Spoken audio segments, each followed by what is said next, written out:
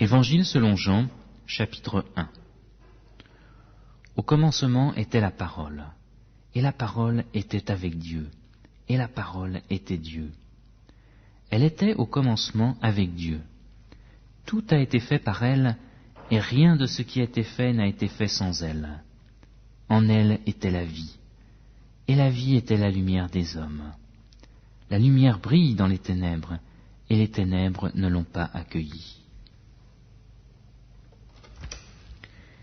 Il y eut un homme envoyé par Dieu du nom de Jean. Il vint comme témoin pour rendre témoignage à la lumière, afin que tous croient par lui. Il n'était pas la lumière, mais il vint pour rendre témoignage à la lumière. C'était la véritable lumière qui, en venant dans le monde, éclaire tout homme. Elle était dans le monde, et le monde a été fait par elle, et le monde ne l'a pas connue. Elle est venue chez les siens, et les siens ne l'ont pas reçue. Mais à tous ceux qui l'ont reçue, elle a donné le pouvoir de devenir enfants de Dieu, à ceux qui croient en son nom, et qui sont nés, non du sang, ni de la volonté de la chair, ni de la volonté de l'homme, mais de Dieu. La parole a été faite chair, et elle a habité parmi nous, pleine de grâce et de vérité. Et nous avons contemplé sa gloire, une gloire comme celle du Fils unique venu du Père.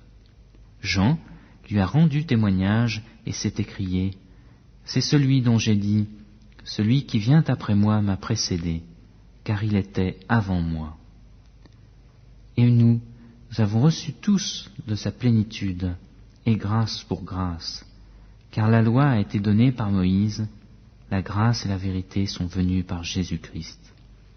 Personne n'a jamais vu Dieu. Dieu, le Fils unique, qui est dans le sein du Père, lui, l'a fait connaître.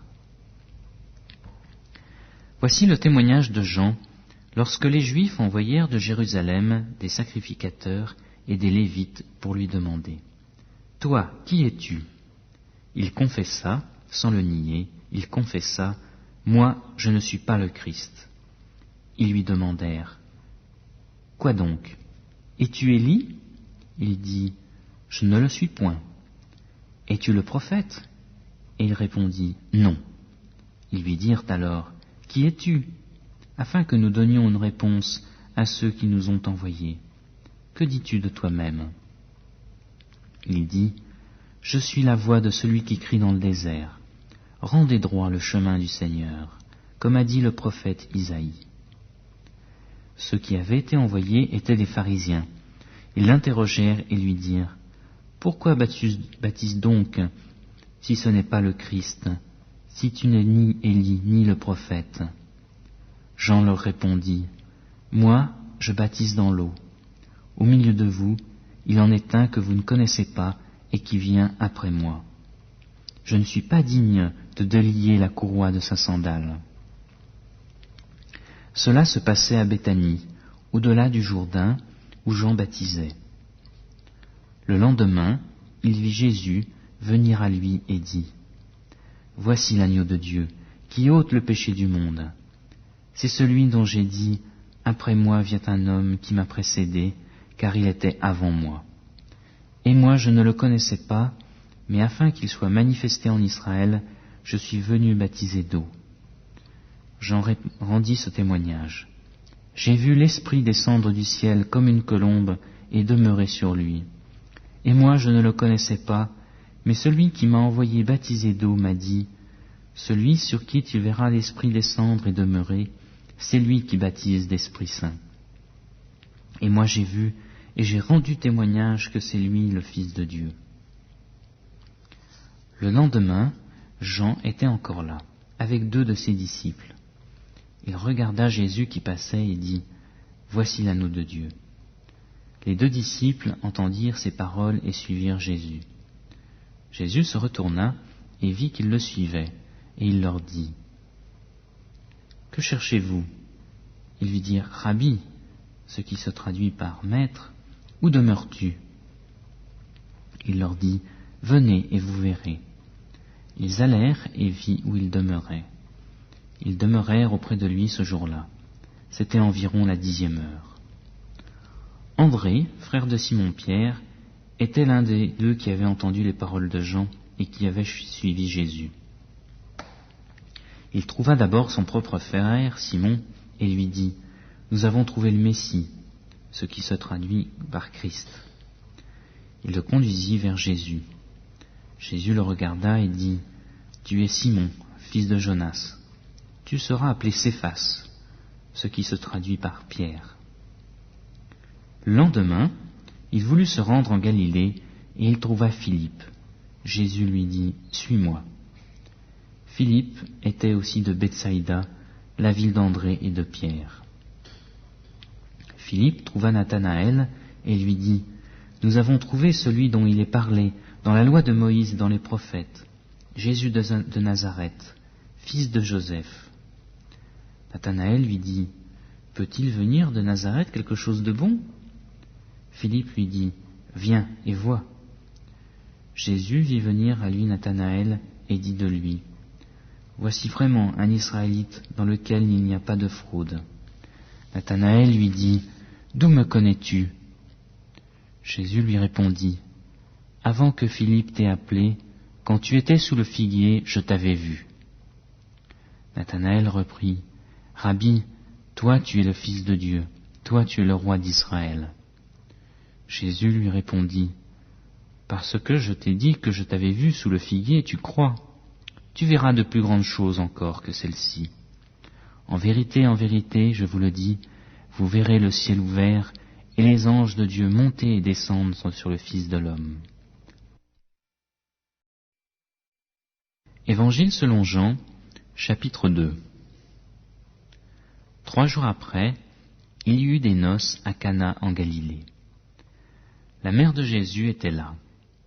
Jésus fut aussi invité aux noces, ainsi que ses disciples. Comme le vin venait à manquer, la mère de Jésus lui dit « Ils n'ont pas de vin. » Jésus lui dit « Femme, qu'y a-t-il entre toi et moi? Mon heure n'est pas encore venue. » Sa mère dit au serviteur « Faites tout ce qu'il vous dira. » Il y avait là 6 jarres de pierre destinées aux purifications des Juifs et contenant chacune 2 ou 3 mesures. Jésus leur dit « Remplissez d'eau ces jarres. » Et ils les remplirent jusqu'en haut. « Puisez maintenant, leur dit-il, et portez-en à l'organisateur du repas. » Et ils lui en portèrent. L'organisateur du repas goûta l'eau changée en vin. Il ne savait pas d'où venait ce vin, tandis que les serviteurs qui avaient puisé l'eau le savaient.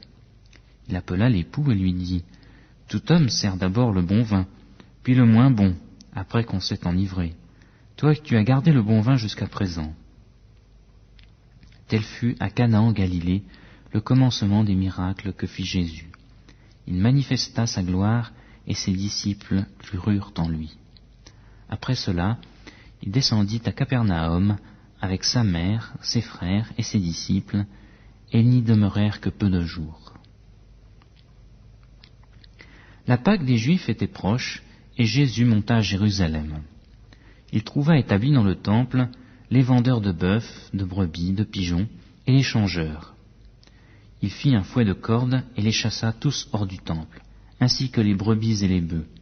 Il dispersa la monnaie des changeurs, renversa les tables, et dit aux vendeurs de pigeons « Ôtez cela d'ici, ne faites pas de la maison de mon Père une maison de trafic. » Ses disciples se souvinrent qu'il était écrit « Le zèle de ta maison me dévore. » Les Juifs prirent la parole et lui dirent « Quel miracle nous montres-tu pour agir de la sorte ?» Jésus leur répondit « Détruisez ce temple et en 3 jours je le relèverai. » Les Juifs dirent « Il a fallu 46 ans pour bâtir ce temple, et toi, en 3 jours tu le relèveras ?» Mais il parlait du temple de son corps. Quand il fut ressuscité d'entre les morts, ses disciples se souvinrent qu'il avait dit cela et crurent à l'Écriture et à la parole que Jésus avait dite. Pendant que Jésus était à Jérusalem, la fête de Pâques, plusieurs crurent en lui, en son nom, à la vue des miracles qu'il faisait. Mais Jésus ne se fiait pas à eux parce qu'il les connaissait tous et parce qu'il n'avait pas besoin qu'on lui rende témoignage de quelqu'un. Il savait de lui-même ce qui était dans l'homme.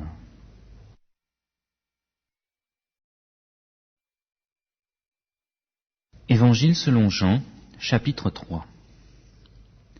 Mais il y avait parmi les pharisiens un chef des Juifs nommé Nicodème.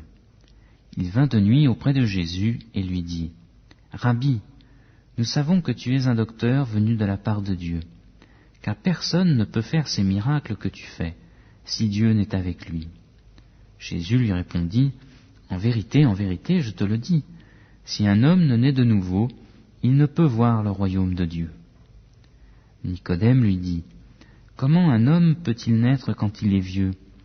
Peut-il une seconde fois entrer dans le sein de sa mère et naître ? » Jésus lui répondit : « En vérité, je te le dis, si un homme ne naît d'eau et d'esprit, il ne peut entrer dans le royaume de Dieu. Ce qui est né de la chair est chair, et ce qui est né de l'esprit est esprit. Ne t'étonne pas de ce que je t'ai dit, il faut que vous naissiez de nouveau. Le vent souffle où il veut, et tu en entends le bruit, mais tu ne sais pas d'où il vient ni où il va. Il en est ainsi de quiconque est né de l'esprit. » Nicodème reprit la parole : « Comment cela peut-il se faire ? » Jésus lui répondit : « Tu es docteur en Israël, et tu ne sais pas cela ? En vérité, je te le dis, nous disons ce que nous savons, et nous rendons témoignage de ce que nous avons vu. Et vous ne recevez pas notre témoignage. Si vous ne croyez pas quand je vous ai parlé des choses terrestres, comment croirez-vous quand je vous parlerai des choses célestes ? Personne n'est monté au ciel, sinon celui qui est descendu du ciel, le Fils de l'homme, qui est du ciel. Et comme Moïse éleva le serpent dans le désert, il faut de même que le Fils de l'homme soit élevé, afin que quiconque croit en lui ait la vie éternelle. Car Dieu a tant aimé le monde qu'il a donné son Fils unique, afin que quiconque croit en lui ne périsse pas, mais qu'il ait la vie éternelle. Dieu, en effet, n'a pas envoyé son Fils dans le monde pour juger le monde, mais pour que le monde soit sauvé par lui. Celui qui croit en lui n'est pas jugé, mais celui qui ne croit pas est déjà jugé, parce qu'il n'a pas cru au nom du Fils unique de Dieu. Et voici le jugement. La lumière est venue dans le monde, et les hommes ont aimé les ténèbres plus que la lumière, parce que leurs œuvres étaient mauvaises. Car quiconque fait le mal a de la haine pour la lumière, et ne vient pas à la lumière, de peur que ses œuvres ne soient réprouvées. Mais celui qui pratique la vérité vient à la lumière, afin qu'il soit manifeste que ses œuvres sont faites en Dieu. » Après cela, Jésus se rendit avec ses disciples dans la terre de Judée. Et là, il séjournait avec eux et baptisait. Jean aussi baptisait, à Hénon, près de Salim, parce qu'il y avait beaucoup de points d'eau. On s'y rendait pour être baptisé, car Jean n'avait pas encore été jeté en prison.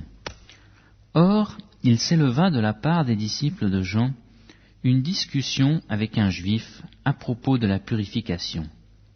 Ils allèrent auprès de Jean et lui dirent : « Rabbi, celui qui était avec toi au-delà du Jourdain, et à qui tu as rendu témoignage, voici qu'il baptise et que tous vont à lui. » Jésus répondit : « Un homme ne peut recevoir que ce qui lui a été donné du ciel. Vous-même m'êtes témoin que j'ai dit : moi, je ne suis pas le Christ, mais j'ai été envoyé devant lui. Celui qui a l'épouse, c'est l'époux. Mais l'ami de l'époux qui se tient là et qui l'entend éprouve une grande joie à cause de la voix de l'époux. Aussi cette joie qui est la mienne est complète.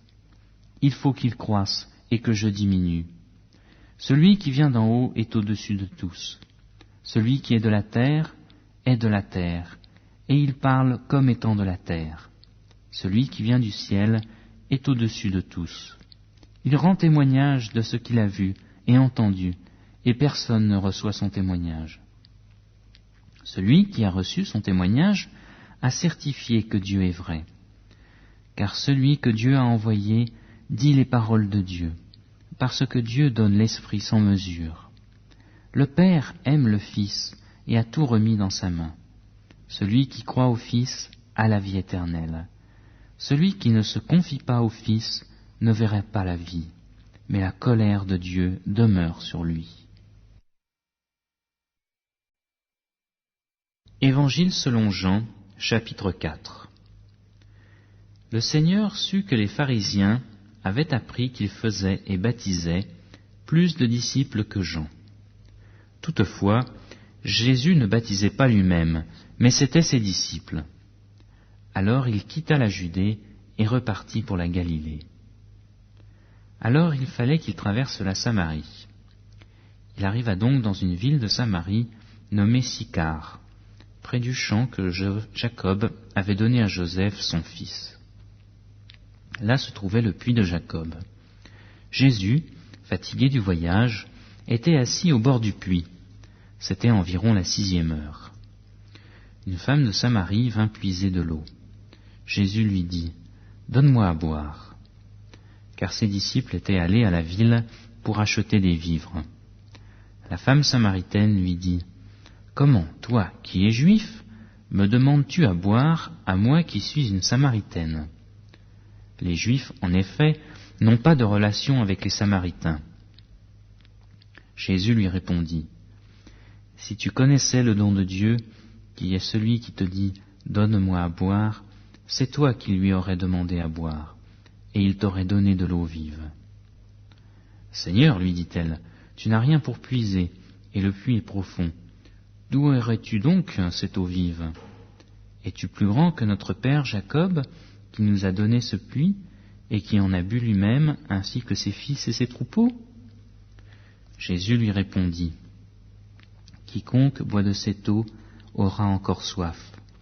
Mais celui qui boira de l'eau que je lui donnerai n'aura jamais soif.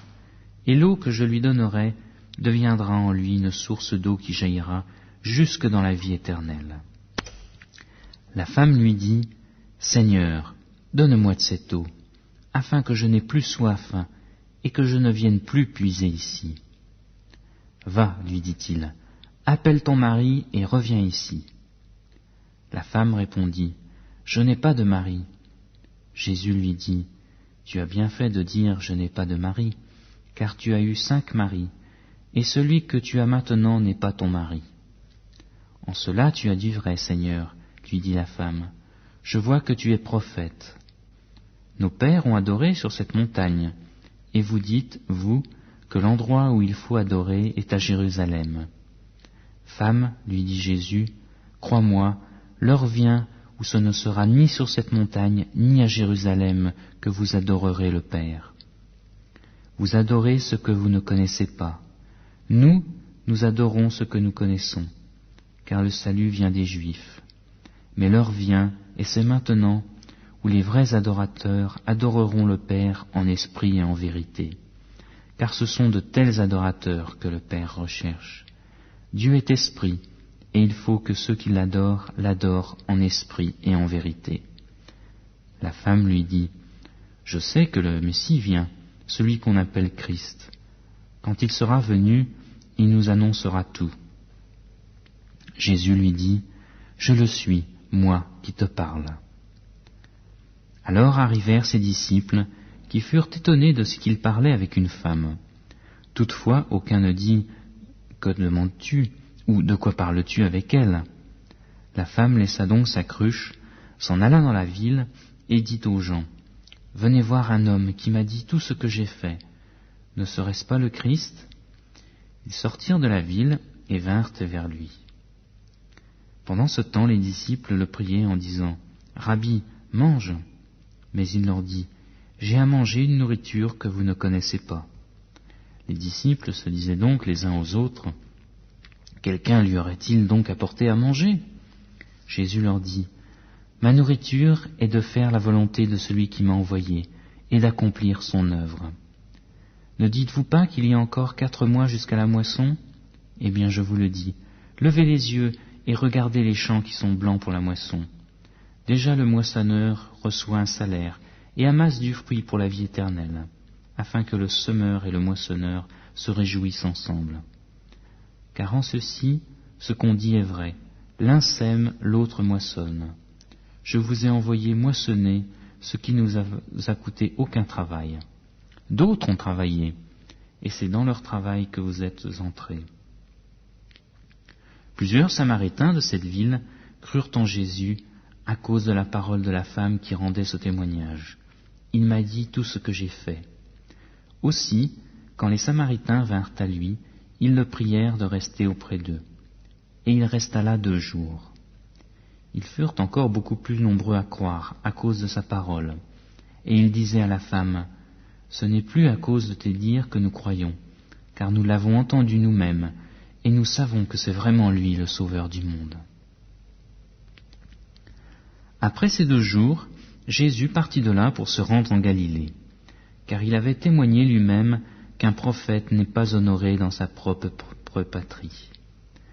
Lorsqu'il arriva en Galilée, les Galiléens l'accueillirent parce qu'ils avaient vu tout ce qu'il avait fait à Jérusalem pendant la fête, car eux aussi étaient allés à la fête. Il retourna donc à Cana en Galilée, où il avait changé l'eau en vin. Il y avait à Capernaum un officier royal dont le fils était malade. Il apprit que Jésus était venu de Judée en Galilée, alla vers lui et le pria de descendre et de guérir son fils qui était près de mourir. Jésus lui dit, « Si vous ne voyez pas des miracles et des prodiges, vous ne croirez donc pas ?» L'officier royal lui dit, « Seigneur, descends avant que mon petit enfant ne meure. »« Va, lui dit Jésus, ton fils vit. » Cet homme crut à la parole que Jésus lui avait dite et il s'en alla. Comme déjà il descendait, ses serviteurs le rencontrèrent et lui dirent que son enfant était en vie. Il s'informa auprès d'eux de l'heure à laquelle il s'était trouvé mieux, et ils lui dirent, « Hier, à la 7e heure, la fièvre l'a quitté. » Le père reconnut que c'était l'heure même où Jésus lui avait dit, « Ton fils vit. » Et il crut, lui et toute sa maisonnée. Jésus fit encore ce second miracle après être venu de Judée en Galilée.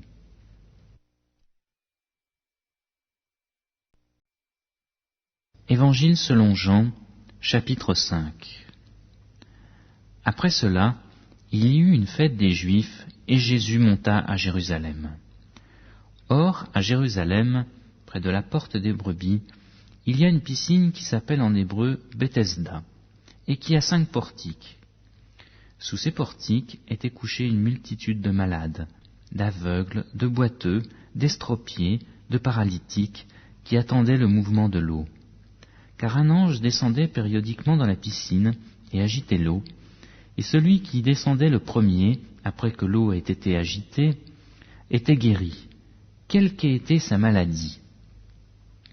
Là se trouvait un homme malade depuis 38 ans. Jésus le vit couché, et sachant qu'il était là déjà depuis longtemps, il lui dit, « Veux-tu retrouver la santé ?» Le malade lui répondit, « Seigneur, je n'ai personne pour me jeter dans la piscine quand l'eau est agitée, et pendant que j'y vais, un autre descend avant moi. »« Lève-toi, lui dit Jésus, prends ton lit et marche. » Aussitôt cet homme retrouva la santé. Il prit son lit et se mit à marcher. C'était le sabbat ce jour-là.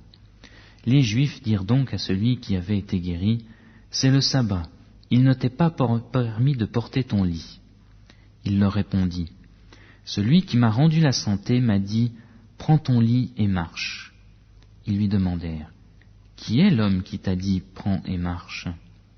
Mais celui qui avait été guéri ne savait pas qui c'était, car Jésus avait disparu dans la foule qui était à cet endroit.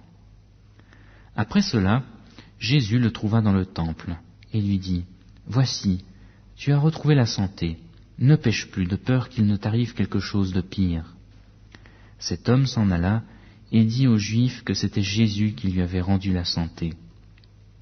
C'est pourquoi les Juifs poursuivaient Jésus parce qu'il faisait cela pendant le sabbat. Mais Jésus leur répondit, « Mon Père travaille jusqu'à présent. Moi aussi je travaille. » À cause de cela, les Juifs cherchaient encore plus à le faire de mourir. Non seulement parce qu'il violait le sabbat, mais parce qu'il disait que Dieu était son propre Père, se faisant ainsi lui-même égal de Dieu. Jésus leur répondit donc, « En vérité, je vous le dis, le Fils ne peut rien faire par lui-même, mais seulement ce qu'il voit faire au Père. Et tout ce que le Père fait, le Fils aussi le fait également. Car le Père aime le Fils et lui montre tout ce qu'il fait. Il lui montrera des œuvres plus grandes que celles-ci, afin que vous soyez dans l'étonnement. En effet, comme le Père ressuscite les morts et les fait vivre, de même aussi le Fils fait vivre qui il veut. De plus, le Père ne juge personne, mais il a remis tout jugement au Fils, afin que tous honorent le Fils comme ils honorent le Père. Celui qui n'honore pas le Fils n'honore pas le Père qui l'a envoyé. En vérité, je vous le dis, celui qui écoute ma parole et qui croit à celui qui m'a envoyé a la vie éternelle, et ne vient pas en jugement, mais il est passé de la mort à la vie. En vérité, je vous le dis, l'heure vient, et c'est maintenant, où les morts entendront la voix du Fils de Dieu, et ceux qui l'auront entendu vivront. En effet, comme le Père a la vie en lui-même, ainsi il a donné au Fils d'avoir la vie en lui-même. Et il lui a donné le pouvoir d'exercer le jugement, parce qu'il est le Fils de l'homme. Ne vous en étonnez pas, car l'heure vient où tous ceux qui sont dans les tombeaux entendront sa voix. Ceux qui auront fait le bien en sortiront pour la résurrection et la vie. Ceux qui auront pratiqué le mal pour la résurrection et le jugement. Moi, je ne peux rien faire par moi-même. Selon ce que j'entends, je juge, et mon jugement est juste, parce que je ne cherche pas ma volonté, mais la volonté de celui qui m'a envoyé. Si c'est moi qui rends témoignage de moi-même, mon témoignage n'est pas vrai. C'est un autre qui rend témoignage de moi, et je sais que le témoignage qu'il rend de moi est vrai. Vous avez envoyé des messagers vers Jean, et il a rendu témoignage à la vérité. Pour moi, ce n'est pas d'un homme que je reçois le témoignage, mais je dis ceci afin que vous soyez sauvés. Jean était la lampe qui brûle et qui brille, et vous avez voulu vous réjouir 1 heure à sa lumière. Moi, j'ai un témoignage plus grand que celui de Jean, car les œuvres que le Père m'a donné d'accomplir, ces œuvres mêmes que je fais, témoignent de moi que le Père m'a envoyé. Et le Père qui m'a envoyé a lui-même rendu témoignage de moi. Vous n'avez jamais entendu sa voix, ni vu sa face, et sa parole ne demeure pas en vous, puisque vous ne croyez pas à celui qui l'a envoyé. Vous sondez les Écritures, parce que vous pensez avoir en elles la vie éternelle. Ce sont elles qui rendent témoignage de moi. Et vous ne voulez pas venir à moi pour avoir la vie ? Je ne reçois pas de gloire des hommes, mais je vous connais. Vous n'avez pas en vous l'amour de Dieu. Je suis venu au nom de mon Père, et vous ne me recevez pas. Si un autre vient en son propre nom, vous le recevez. Comment pouvez-vous croire, vous qui recevez de la gloire les uns des autres, et qui ne cherchez pas la gloire qui vient de Dieu seul ? Ne pensez pas que moi, je vous accuserai devant le Père. Celui qui vous accuse, c'est Moïse, en qui vous avez mis votre espérance. Car si vous croyez Moïse, vous me croiriez aussi, parce qu'il a écrit à mon sujet. Mais si vous ne croyez pas à ses écrits, comment croirez-vous à mes paroles ?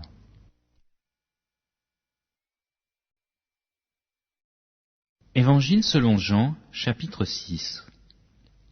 Après cela, Jésus s'en alla de l'autre côté de la mer de Galilée ou de Tibériade. Une foule nombreuse le suivait, parce qu'elle voyait les miracles qu'il opérait sur les malades. Jésus monta sur la montagne, et là, il s'assit avec ses disciples. Or, la Pâque, la fête des Juifs, était proche. Jésus leva les yeux, vit qu'une foule nombreuse venait à lui, et dit à Philippe, « Où achèterons-nous des pains pour que ces gens aient à manger ?» Il disait cela pour l'éprouver, car il savait ce qu'il allait faire. Philippe lui répondit, « Les pains qu'on aurait pour 200 deniers ne suffiraient pas pour que chacun en reçoive un peu. » Un de ses disciples, André, frère de Simon-Pierre, lui dit, « Il y a un jeune garçon qui a 5 pains d'orge et 2 poissons. Mais qu'est-ce que cela pour tant de personnes ?» Jésus dit, « Faites asseoir ces gens. » Il y avait là, à cet endroit, beaucoup d'herbes. Ils s'assirent donc au nombre d'environ 5000 hommes. Jésus prit les pains, rendit grâce, et les distribua à ceux qui étaient là. Il en fit de même des poissons, autant qu'ils en voulurent.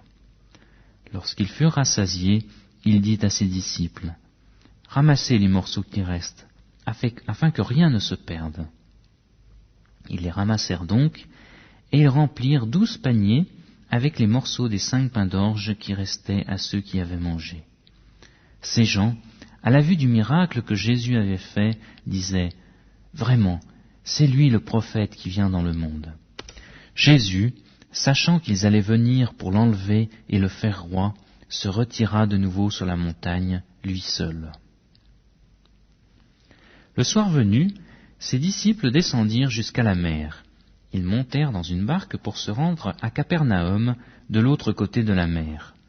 Les ténèbres étaient déjà venues, et Jésus ne les avait pas encore rejoints. Un vent violent soufflait, et la mer se soulevait. Après avoir ramé environ 25 ou 30 stades, ils aperçurent Jésus qui marchait sur la mer, et s'approchait de la barque. Et ils furent dans la crainte. Mais Jésus leur dit, « C'est moi, soyez sans crainte. » Ils voulaient donc le prendre dans la barque, et aussitôt la barque toucha à terre, là où ils allaient. Le lendemain, la foule qui était restée de l'autre côté de la mer vit qu'il ne s'était trouvé là qu'une seule barque, et que Jésus n'était pas monté dans cette barque avec ses disciples, mais que les disciples étaient partis seuls. Mais d'autres barques arrivèrent de Tibériade, près du lieu où ils avaient mangé le pain, après que le Seigneur eut rendu grâce. Quand les gens de la foule virent que ni Jésus ni ses disciples n'étaient là, ils montèrent eux-mêmes dans ces barques et allèrent à Capernaum à la recherche de Jésus. Ils le trouvèrent de l'autre côté de la mer et lui dirent, « Rabbi, quand es-tu venu ici ?» Jésus répondit, « en vérité, je vous le dis, vous me cherchez, non pas parce que vous avez vu des miracles, mais parce que vous avez mangé des pains et que vous avez été rassasiés. Travaillez, non en vue de la nourriture qui périt, mais en vue de la nourriture qui subsiste pour la vie éternelle, celle que le Fils de l'homme vous donnera, car c'est lui que le Père, Dieu, a marqué de son sceau. » Ils lui dirent, « Que ferons-nous afin de travailler pour les œuvres de Dieu ?» Jésus leur répondit, « Ce qui est l'œuvre de Dieu, c'est que vous croyez en celui qui l'a envoyé. » « Quel miracle fais-tu donc, lui dirent-ils, afin que nous voyions et que nous te croyions? Quelle œuvre fais-tu? Nos pères ont mangé la manne dans le désert, selon ce qui est écrit, il leur donna à manger le pain venu du ciel. » Jésus leur dit, « En vérité, je vous le dis, ce n'est pas Moïse qui vous a donné le pain venu du ciel, mais mon Père vous donne le vrai pain venu du ciel. Car le pain de Dieu, c'est celui qui descend du ciel et qui donne la vie au monde. » Ils lui dirent, « Seigneur, donne-nous toujours de ce pain-là. » Jésus leur dit, « Moi, je suis le pain de vie. Celui qui vient à moi n'aura jamais faim, et celui qui croit en moi n'aura jamais soif. Mais je vous l'ai dit, vous m'avez vu, et vous ne me croyez pas. Tout ce que le Père me donne viendra à moi, et je ne jetterai point dehors celui qui vient à moi. Car je suis descendu du ciel pour faire non pas ma volonté, mais la volonté de celui qui m'a envoyé. Or voici la volonté de celui qui m'a envoyé, que je ne perde rien de ce qu'il m'a donné, mais que je le ressuscite au dernier jour. Voici en effet la volonté de mon Père, que quiconque voit le Fils et croit en lui ait la vie éternelle, et je le ressusciterai au dernier jour. » Les Juifs murmuraient à son sujet, parce qu'il avait dit, « Moi je suis le pain descendu du ciel. » Ils disaient, « Celui-ci n'est-il pas Jésus, le fils de Joseph, lui dont nous connaissons le Père et la Mère? Comment donc dit-il, « Je suis descendu du ciel » ?» Jésus leur répondit, « Ne murmurez pas entre vous. Nul ne peut venir à moi, si le Père qui m'a envoyé ne l'attire, et je le ressusciterai au dernier jour. Il est écrit dans les prophètes, ils seront tous enseignés de Dieu. Quiconque a entendu le Père et reçu son enseignement vient à moi. Ce n'est pas que personne ait vu le Père, sinon celui qui vient de Dieu. Lui a vu le Père. En vérité, je vous le dis, celui qui croit a la vie éternelle. Moi, je suis le pain de vie. Vos pères ont mangé la manne dans le désert et ils sont morts. C'est ici le pain qui descend du ciel, afin que celui qui en mange ne meure pas. Moi, je suis le pain vivant, descendu du ciel. Si quelqu'un mange de ce pain, il vivra éternellement. Et le pain que je donnerai, c'est ma chair pour la vie du monde. Les Juifs se querellaient entre eux et disaient, « Comment celui-ci peut-il nous donner sa chair à manger ?» Jésus leur dit, « En vérité, je vous le dis, si vous ne mangez pas la chair du Fils de l'homme, et si vous ne buvez pas son sang, vous n'avez pas la vie en vous. Celui qui mange ma chair et qui boit mon sang a la vie éternelle, et je le ressusciterai au dernier jour. Car ma chair est vraiment une nourriture, et mon sang est vraiment un breuvage. Celui qui mange ma chair et boit mon sang demeure en moi, et moi en lui. Comme le Père qui est vivant m'a envoyé, et que je vis par le Père, ainsi celui qui me mange vivra par moi. C'est ici le pain descendu du ciel. Il n'est pas comme celui qui ont mangé vos pères. Ils sont morts. Celui qui mange ce pain vivra éternellement. » C'est ce que Jésus dit alors qu'il enseignait dans la synagogue à Capernaum. Après l'avoir entendu, plusieurs de ses disciples dirent, « Cette parole est dure, qui peut l'écouter ?» Jésus, sachant lui-même que ses disciples murmuraient à ce sujet, leur dit, « Cela vous scandalise ? Et si vous voyiez le Fils de l'homme monter où il était auparavant ? C'est l'Esprit qui vivifie. La chair ne sert de rien. Les paroles que je vous ai dites sont esprit et vie. Mais il en est parmi vous quelques-uns qui ne croient pas. » Car Jésus savait dès le commencement qui étaient ceux qui ne croyaient pas et qui était celui qui le livrerait. Et il disait, « C'est pourquoi je vous ai dit que nul ne peut venir à moi si cela ne lui est donné par le Père. » Dès lors, plusieurs de ses disciples se retirèrent en arrière et cessèrent d'aller avec lui. Jésus dit donc aux 12, « Et vous, ne voulez pas vous aussi vous en aller ?» Simon-Pierre lui répondit, « Seigneur, à qui irions-nous ? Tu as les paroles de la vie éternelle. » Et nous avons cru, et nous avons connu que c'est toi le Christ, le Saint de Dieu. Jésus leur répondit, « N'est-ce pas moi qui vous ai choisis, vous les 12 ?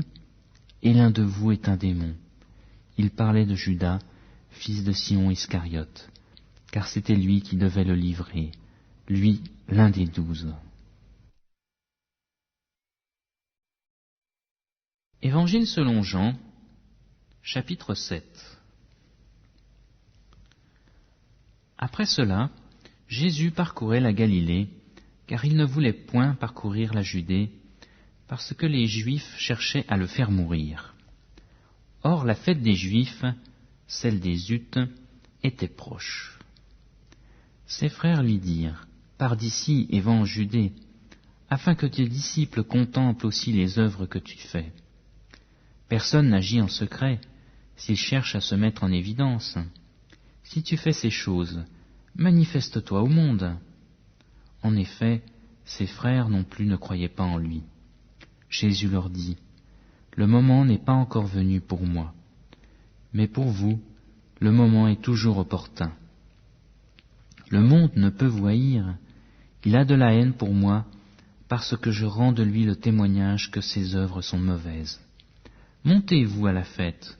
Moi, je ne monte pas encore à cette fête, parce que le moment pour moi n'est pas encore accompli. » Après leur avoir dit cela, il resta en Galilée. Quand ses frères furent montés à la fête, alors il y monta aussi lui-même, non pas de façon manifeste, mais comme en secret. Les Juifs le cherchaient pendant la fête et disaient, « Où est-il » et il y avait dans la foule beaucoup de murmures à son sujet. Les uns disaient « C'est un homme de bien », mais d'autres disaient « Non, au contraire, il égare la foule ». Personne toutefois ne parlait ouvertement de lui par crainte des Juifs. On était déjà au milieu de la fête quand Jésus monta au temple et il enseignait. Les Juifs s'étonnaient et disaient « Comment connaît-il les Écritures, lui qui n'a pas étudié ?» Jésus leur répondit « Mon enseignement n'est pas de moi, mais de celui qui m'a envoyé. Si quelqu'un veut faire sa volonté, il reconnaîtra si cet enseignement vient de Dieu, ou si mes paroles viennent de moi-même. Celui dont les paroles viennent de lui-même cherche sa propre gloire. Mais celui qui cherche la gloire de celui qui l'a envoyé est vrai. Il n'y a pas d'injustice en lui. Moïse ne vous a-t-il pas donné la loi? Et nul de vous ne pratique la loi. Pourquoi cherchez-vous à me faire mourir? La foule répondit, Tu as un démon. Qui cherche à te faire mourir? Jésus leur répondit, J'ai fait une œuvre, et vous en êtes tous étonnés. Moïse vous a donné la circoncision, non qu'elle vienne de Moïse, car elle vient des patriarches. Et vous circoncisez un homme pendant le sabbat. Si un homme reçoit la circoncision pendant le sabbat, afin que la loi de Moïse ne soit pas violée, pourquoi vous irritez-vous contre moi, parce que j'ai rendu la santé à un homme tout entier pendant le sabbat? Ne jugez pas selon l'apparence, mais jugez selon un juste jugement. Quelques habitants de Jérusalem disaient, N'est-ce pas celui qu'on cherche à faire mourir? Le voici qui parle ouvertement, et on ne lui dit rien. Est-ce que les chefs auraient vraiment reconnu que c'est lui le Christ? Cependant, celui-ci nous savons d'où il est, mais le Christ, quand il viendra, personne ne saura d'où il est. Alors Jésus s'écria, tandis qu'il enseignait dans le temple, Vous me connaissez, et vous savez d'où je suis. Pourtant je ne suis pas venu de moi-même, mais celui qui m'a envoyé est vrai, et vous ne le connaissez pas. Moi je le connais, car je suis là de sa part, et c'est lui qui m'a envoyé. Il cherchait donc à l'arrêter, et personne ne porta la main sur lui, parce que son heure n'était pas encore venue. Plusieurs, parmi la foule, crurent en lui et disaient, Le Christ, quand il viendra, fera-t-il plus de miracles que n'en a fait celui-ci? Les pharisiens entendirent ce que la foule murmurait à son sujet. Alors les principaux sacrificateurs et les pharisiens envoyèrent des gardes pour l'arrêter. Jésus dit, Je suis encore avec vous pour un peu de temps, puis je m'en vais vers celui qui m'a envoyé. Vous me chercherez et vous ne me trouverez pas, et là où je serai, vous ne pouvez venir. Les Juifs dirent entre eux, Où va-t-il se rendre pour que nous ne le trouvions pas? Va-t-il se rendre parmi ceux qui sont dispersés, chez les Grecs et enseigner les Grecs? Que signifie cette parole qu'il a dite? Vous me chercherez et vous ne me trouverez pas, et là où je serai, vous ne pouvez venir. Le dernier jour, le grand jour de la fête, Jésus debout s'écria, Si quelqu'un a soif, qu'il vienne à moi, et qu'il boive. Celui qui croit en moi, des fleuves d'eau vive couleront de son sein, comme dit l'Écriture. Ils disent de cela de l'Esprit qu'ils allaient recevoir, ceux qui croiraient en lui. Car l'Esprit n'était pas encore donné, parce que Jésus n'avait pas encore été glorifié. Les gens de la foule, après avoir entendu ces paroles, disaient, Celui-ci est vraiment le prophète. D'autres disaient, Celui-ci est le Christ. Et d'autres disaient, Est-ce bien de la Galilée que doit venir le Christ? L'Écriture ne dit-elle pas que c'est de la descendance de David et du village de Bethléem d'où était David que le Christ doit venir? Il y eut donc, à cause de lui, division parmi la foule. Quelques-uns d'entre eux voulaient l'arrêter, mais personne ne porta les mains sur lui. Les gardes retournèrent vers les principaux sacrificateurs et les pharisiens qui leur dirent, « Pourquoi ne l'avez-vous pas amené ?» Les gardes répondirent, « Jamais homme n'a parlé comme parle cet homme. » Les pharisiens leur répliquèrent, « Est-ce que vous aussi vous avez été séduits? Y a-t-il quelqu'un des chefs ou des pharisiens qui ait cru en lui? Mais cette foule qui ne connaît pas la loi, ce sont des maudits. Nicodème, qui était venu précédemment vers Jésus et qui était l'un d'entre eux, leur dit: Notre loi juge-t-elle un homme avant que l'on ait entendu et qu'on sache ce qu'il a fait? Ils lui répondirent: Serais-tu toi aussi de la Galilée? Cherche bien, et tu verras que de la Galilée il ne sort pas de prophète. Évangile selon Jean, chapitre 8. Jésus se rendit au mont des Oliviers. Mais dès le matin, il se rendit de nouveau dans le temple, et tout le peuple vint à lui. Il s'assit et les enseignait.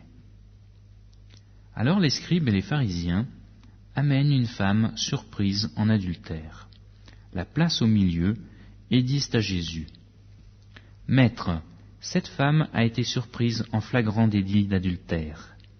Moïse, dans la loi, nous a prescrit de lapider de telles femmes. Toi donc, que dis-tu? Il disait cela pour le mettre à l'épreuve, afin de pouvoir l'accuser. Mais Jésus se baissa et se mit à écrire avec le doigt sur la terre. Comme il persistait à le questionner, il se redressa et leur dit: Que celui d'entre vous qui est sans péché lui jette le premier la pierre. De nouveau il se baissa et se mit à écrire sur la terre. Quand ils entendirent cela, accusés par leur conscience, ils se retirèrent un à un, à commencer par les plus âgés et jusqu'au dernier. Et Jésus resta seul avec la femme qui était là au milieu. Alors Jésus se redressa et lui dit: Femme, où sont tes accusateurs? Personne ne t'a condamné? Elle répondit: Personne, Seigneur. Et Jésus lui dit: Moi non plus, je ne te condamne pas. Va, et désormais ne pêche plus. Jésus leur parla de nouveau et dit: Moi, je suis la lumière du monde. Celui qui me suit ne marchera point dans les ténèbres, mais il aura la lumière de la vie.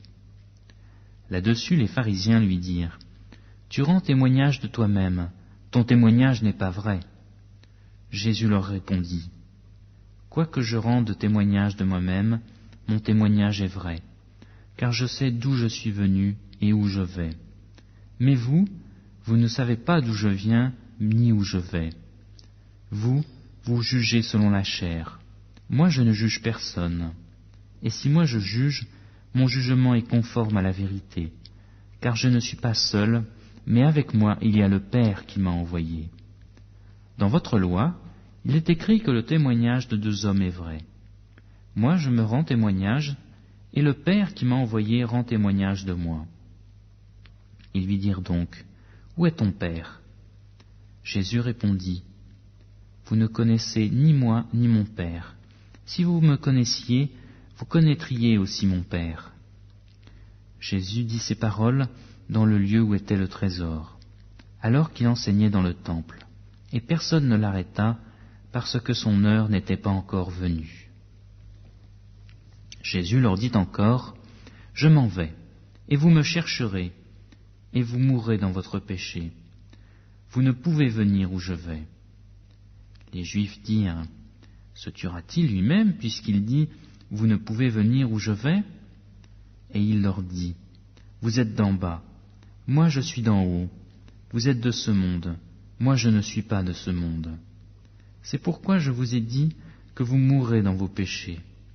Car si vous ne croyez pas que moi je suis, vous mourrez dans vos péchés. Qui es-tu? Lui dirent-ils. Jésus leur répondit: D'abord, pourquoi vous parlerai-je? J'ai à votre sujet beaucoup à dire et à juger. Mais celui qui m'a envoyé est vrai, et ce que j'ai entendu de lui, je le dis au monde. Ils ne comprirent pas qu'il leur parlait du Père.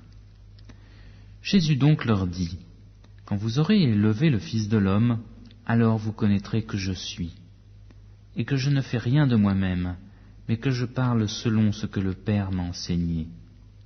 Celui qui m'a envoyé est avec moi. Il ne m'a pas laissé seul, parce que moi je fais toujours ce qui lui est agréable.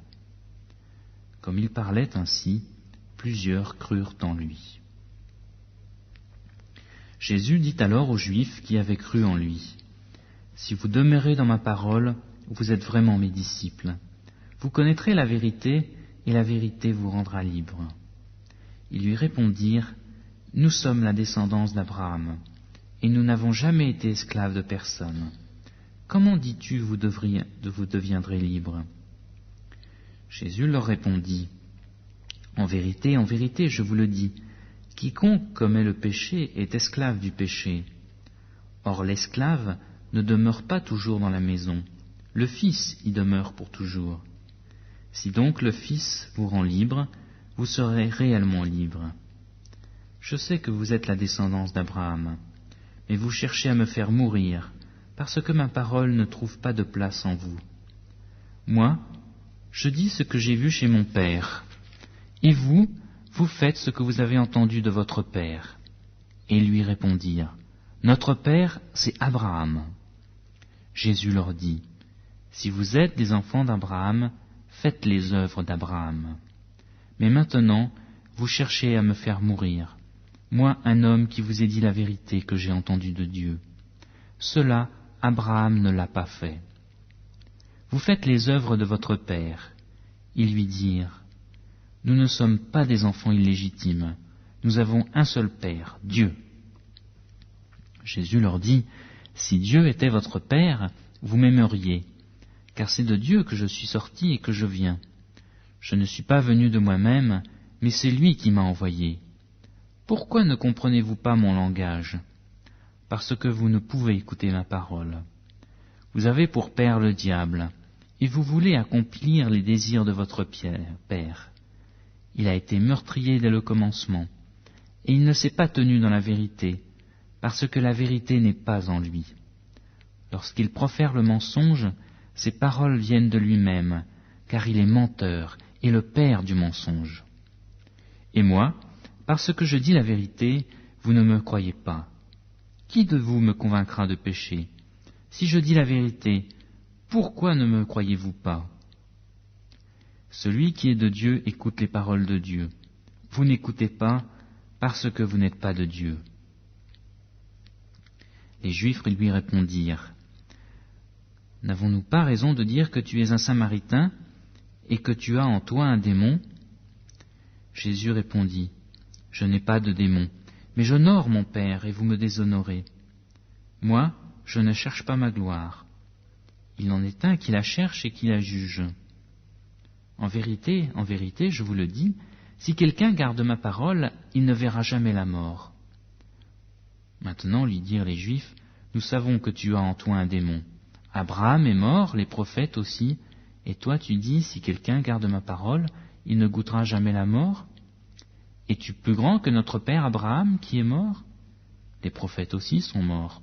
Qui prétends-tu être ? » Jésus répondit, « Si je me glorifie moi-même, ma gloire n'est rien. C'est mon Père qui me glorifie, lui dont vous dites, il est notre Dieu. Et vous ne le connaissez pas, moi je le connais. Si je disais que je ne le connais pas, je serais semblable à vous, un menteur. Mais je le connais et je garde sa parole. Abraham, votre père, a tressailli d'allégresse à la pensée de voir mon jour. Il l'a vu et il s'est réjoui. » Les Juifs dirent, « Tu n'as pas encore 50 ans et tu as vu Abraham ?» Jésus leur dit, « En vérité, je vous le dis, avant qu'Abraham fût, moi je suis. » Là-dessus, ils prirent des pierres pour les lui jeter, mais Jésus se cacha et sortit du temple.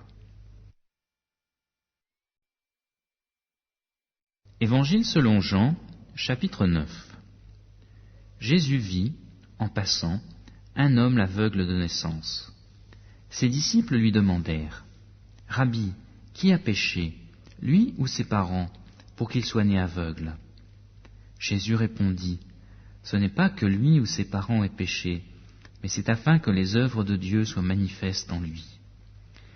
Il nous faut travailler, tant qu'il fait jour, aux œuvres de celui qui m'a envoyé. La nuit vient où personne ne peut travailler. Pendant que je suis dans le monde, je suis la lumière du monde. »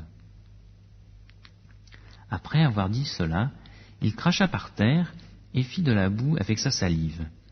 Puis il appliqua cette boue sur les yeux de l'aveugle et lui dit « Va te laver au réservoir de Siloé », ce qui se traduit par « envoyer ».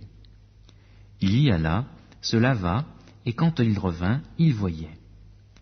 Ses voisins, et ceux qui auparavant avaient vu ce qu'il était un mendiant, disaient « N'est-ce pas là celui qui se tenait assis et qui mendiait ?» Les uns disaient « C'est lui ». D'autres disaient « Mais non, mais il lui ressemble. » Et lui-même disait « C'est bien moi. » Ils lui dirent donc « Comment tes yeux ont-ils été ouverts ?» Il répondit « L'homme appelé Jésus a fait de la boue, me l'a appliqué sur les yeux et m'a dit « Va te laver à Siloé ». J'y suis allé, et je me suis lavé, et je recouvrai la vue. Ils lui dirent « Où est cet homme ?»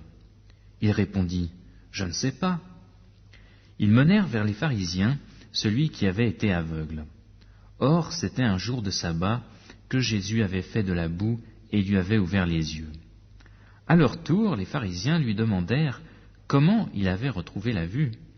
Et il leur dit « Il a mis de la boue sur mes yeux, je me suis lavé et je vois. » Sur quoi, quelques-uns des pharisiens disaient « Cet homme ne vient pas de Dieu, car il n'observe pas le sabbat. » D'autres disaient « Comment un homme pécheur peut-il faire de tels miracles ?»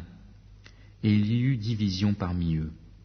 Ils dirent encore à l'aveugle « Toi, que dis-tu de lui, qu'il t'a ouvert les yeux ?» Il répondit « C'est un prophète. » Les Juifs ne crurent pas qu'il avait été aveugle et qu'il avait recouvré la vue, avant d'avoir appelé ses parents. Ils leur demandèrent « Est-ce là votre fils, dont vous dites qu'il est né aveugle ? Comment donc voit-il maintenant ?» Ses parents répondirent « Nous savons que c'est notre fils et qu'il est né aveugle. Mais comment il le voit maintenant, nous ne le savons pas. Ou qui lui a ouvert les yeux, nous ne le savons pas non plus. Interrogez-le, il est assez âgé pour parler de ce qui le concerne. » Ses parents dirent cela parce qu'ils craignaient les Juifs, car les Juifs s'étaient mis d'accord.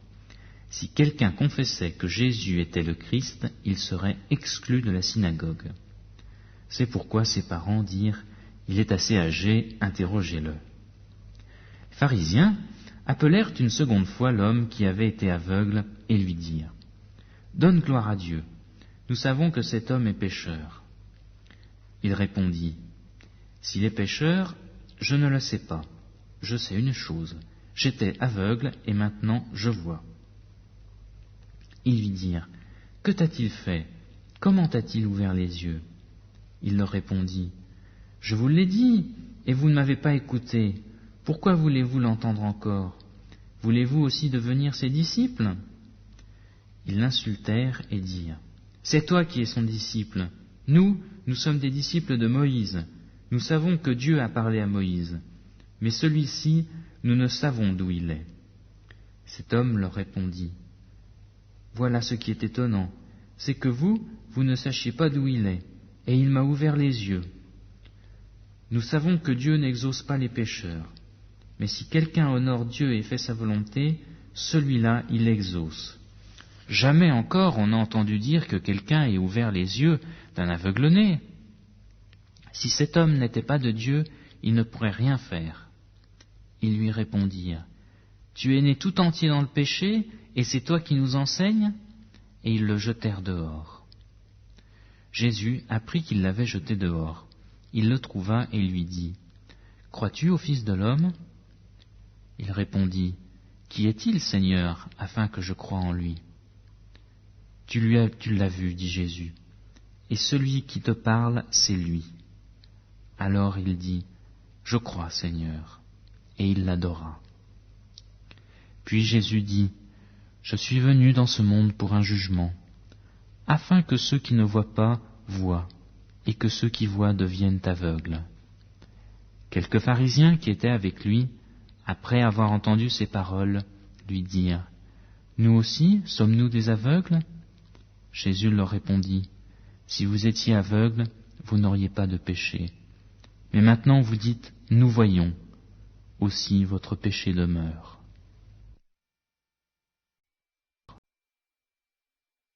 Évangile selon Jean, chapitre 10. En vérité, je vous le dis, celui qui n'entre point par la porte dans la bergerie, mais qui y monte par un autre côté, celui-là est un voleur et un brigand. Mais celui qui entre par la porte est le berger des brebis.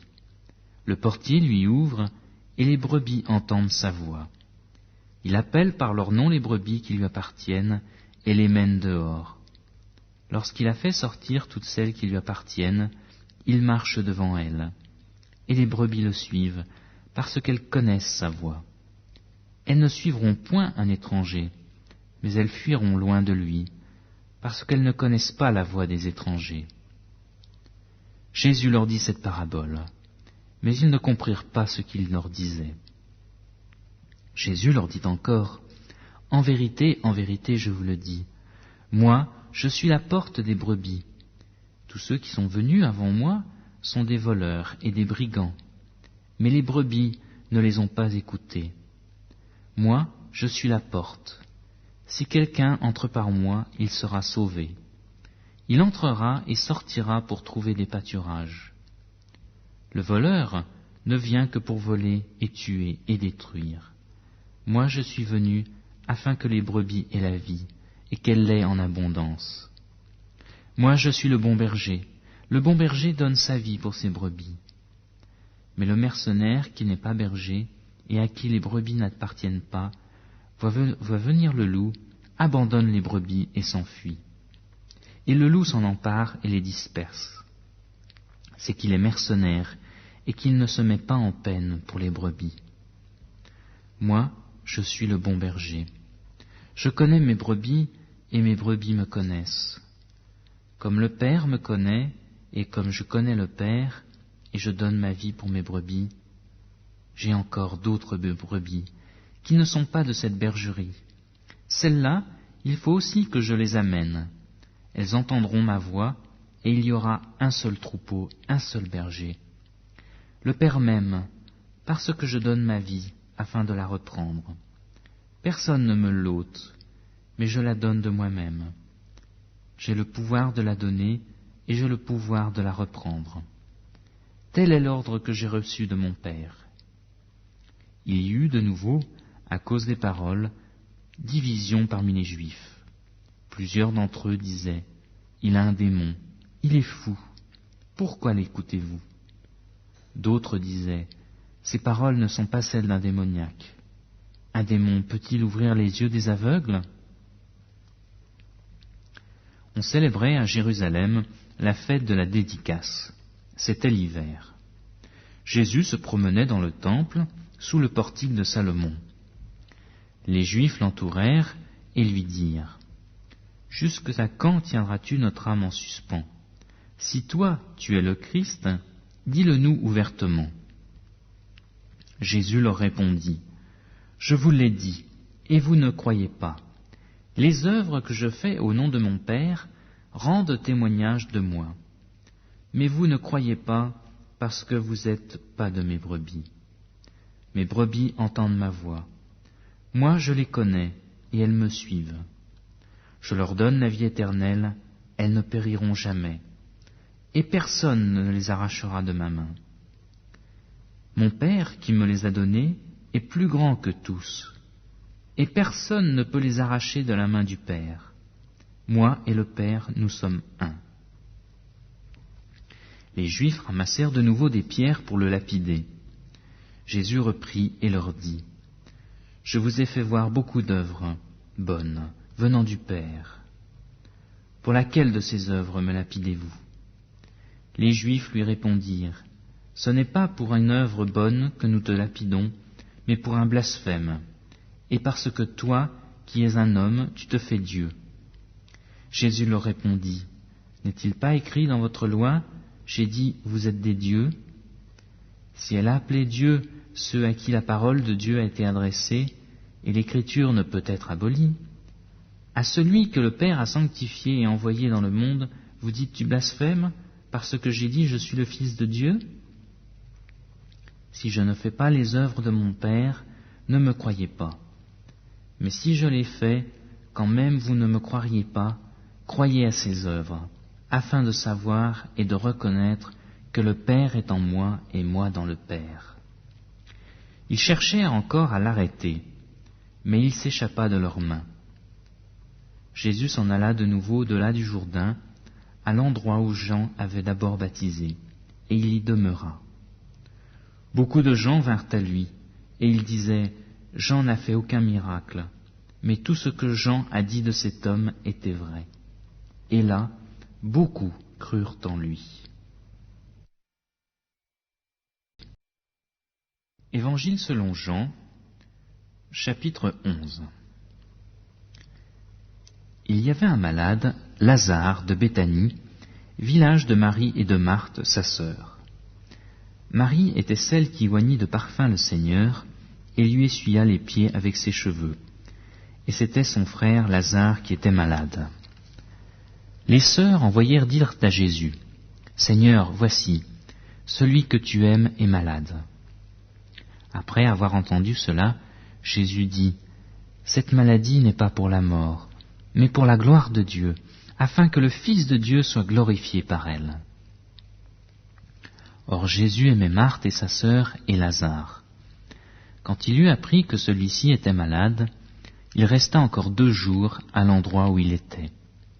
Puis il dit aux disciples, « Retournons en Judée. » Les disciples lui dirent, « Rabbi, les Juifs tout récemment cherchaient à te lapider et tu y retournes ?»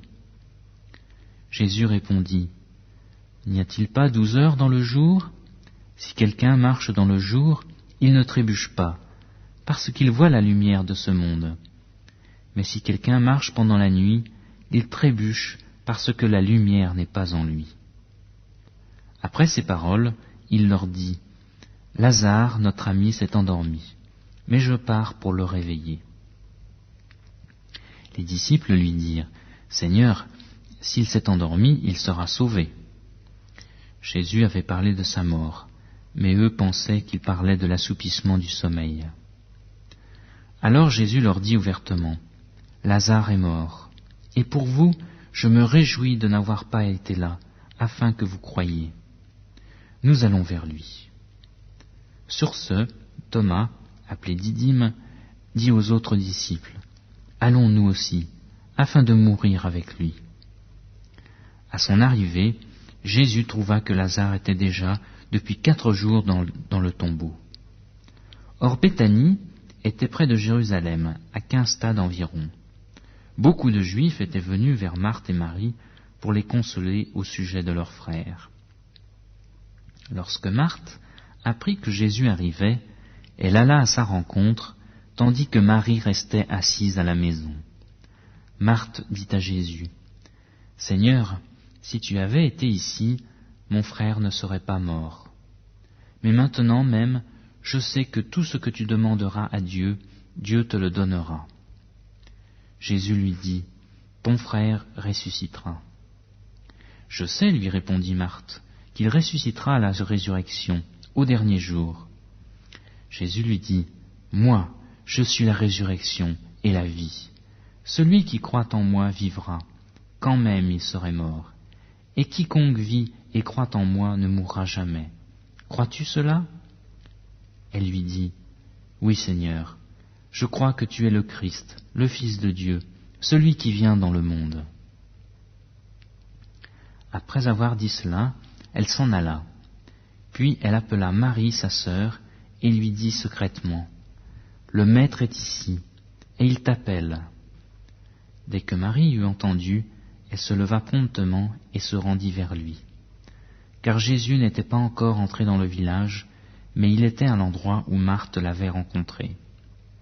Les Juifs qui étaient dans la maison avec Marie et qui la consolaient, la virent se lever promptement et sortir. Ils la suivirent, pensant qu'elle allait au tombeau pour y pleurer. Lorsque Marie fut arrivée là où était Jésus et qu'elle le vit, elle tomba à ses pieds et lui dit, « Seigneur, si tu avais été ici, mon frère ne serait pas mort. » Quand Jésus vit qu'elle pleurait, et que les Juifs venus avec elle pleuraient aussi, il frémit en son esprit et fut troublé. Il dit, « Où l'avez-vous mis ?» « Seigneur, lui répondirent-ils, viens et vois. » Jésus pleura. Les Juifs dirent donc, « Voyez comme il l'aimait. » Et quelques-uns d'entre eux dirent, « Lui qui a ouvert les yeux de l'aveugle, ne pouvait-il pas aussi faire que cet homme ne meure pas ?» Jésus, frémissant de nouveau en lui-même, se rendit au tombeau. C'était une grotte, et une pierre était placée devant. Jésus dit, « ôtez la pierre. » Marthe, la sœur du mort, lui dit, « Seigneur, il sent déjà, car c'est déjà le 4e jour. » Jésus lui dit, « Ne t'ai-je pas dit que si tu crois, tu verras la gloire de Dieu ?» Ils ôtèrent donc la pierre. Jésus leva les yeux en haut et dit, « Père, je te rends grâce de ce que tu m'as exaucé. Pour moi, je savais que tu m'exauces toujours, mais j'ai parlé à cause de la foule, de ceux qui se tiennent ici, afin qu'ils croient que c'est toi qui m'as envoyé. » Après avoir dit cela, il cria d'une voix forte, « Lazare, sors !» Et le mort sortit, les pieds et les mains liés de bandelettes, et le visage enveloppé d'un linge. Jésus leur dit, « Déliez-le et laissez-le aller. » Plusieurs des Juifs venus chez Marie, qui avaient vu ce qu'il avait fait, crurent en lui. Mais quelques-uns d'entre eux allèrent trouver les pharisiens et leur dirent ce qu'avait fait Jésus. Alors les principaux sacrificateurs et les pharisiens assemblèrent le Sanhédrin et dirent, « Qu'allons-nous faire? Car cet homme fait beaucoup de miracles. Si nous le laissons faire, tous croiront en lui, et les Romains viendront nous enlever, et notre lieu saint et notre nation. » L'un d'eux, Caïphe, qui était souverain sacrificateur cette année-là, leur dit, « Vous n'y entendez rien. Vous ne vous rendez pas compte qu'il est avantageux pour vous qu'un seul homme meure pour tout le peuple, et que la nation entière ne périsse pas? Or, il ne dit pas cela de lui-même, mais étant souverain sacrificateur cette année-là, il prophétisa que Jésus devait mourir pour la nation. Et non seulement pour la nation, mais aussi afin de réunir en un seul corps les enfants de Dieu dispersés. Dès ce jour, ils résolurent de le faire mourir. Jésus donc ne circula plus ouvertement parmi les Juifs, mais il partit de là pour la contrée voisine du désert, dans une ville appelée Éphraïm. Il y séjournait avec ses disciples. La Pâque des Juifs était proche, et beaucoup de gens du pays montèrent à Jérusalem avant la Pâque afin de se purifier. Ils cherchaient Jésus et se disaient les uns aux autres dans le temple, « Qu'en pensez-vous? Ne viendra-t-il point à la fête ?»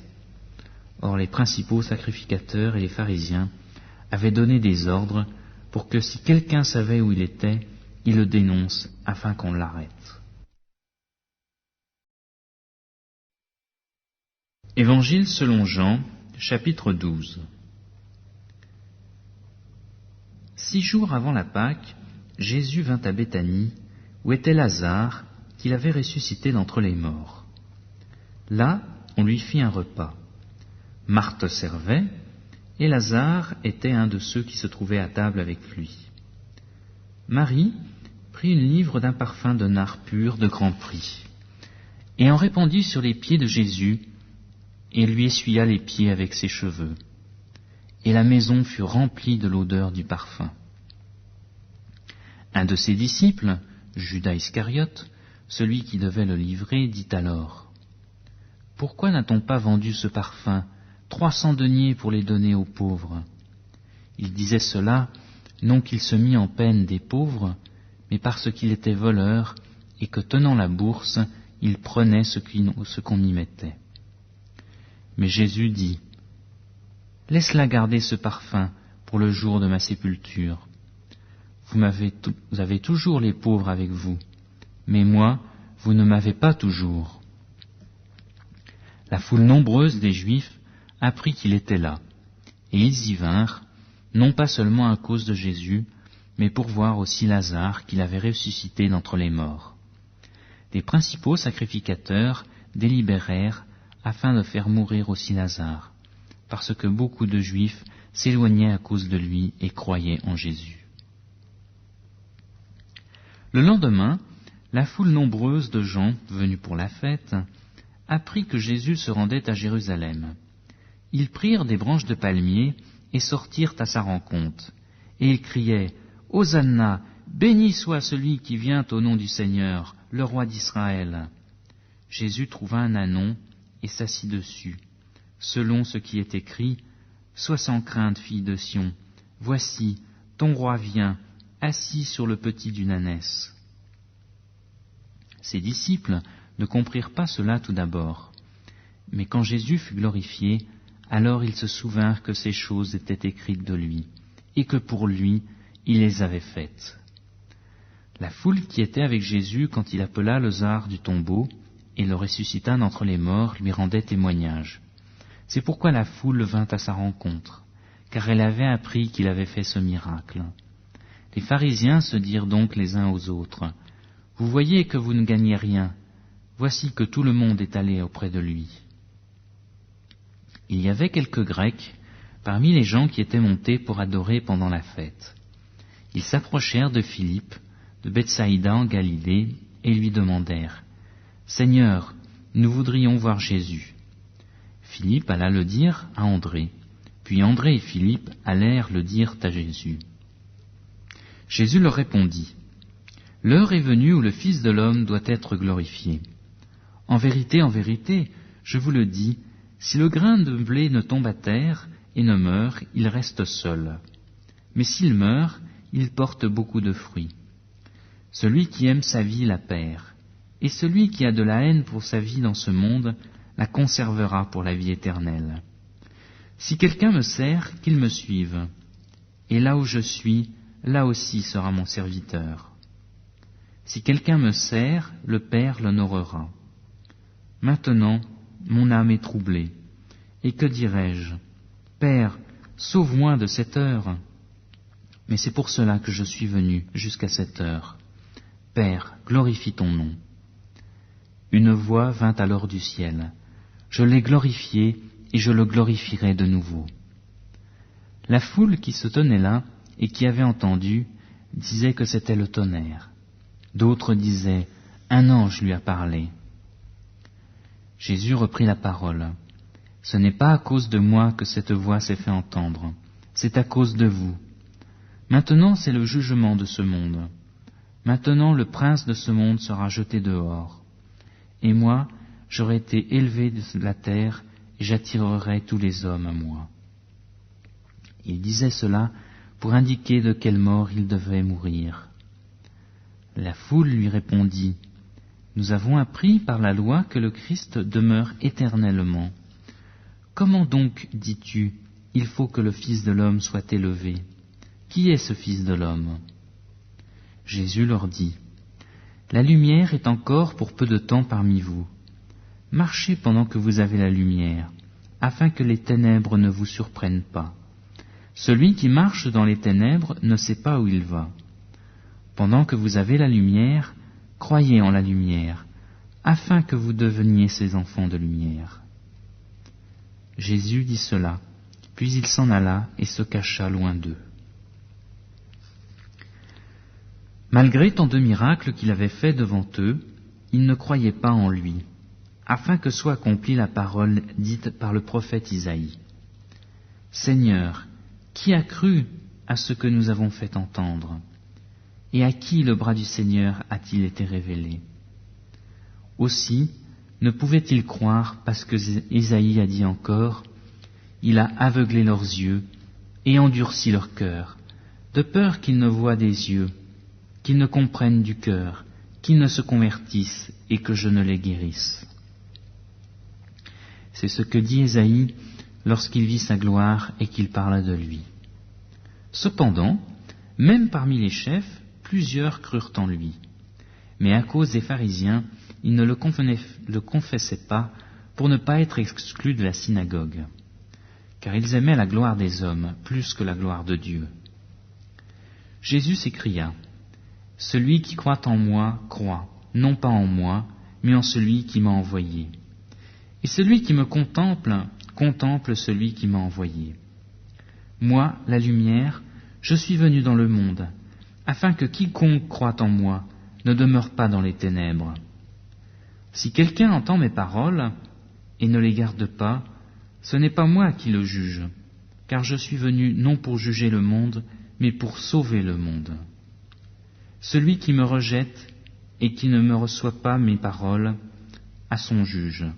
La parole que j'ai prononcée, c'est elle qui le jugera au dernier jour.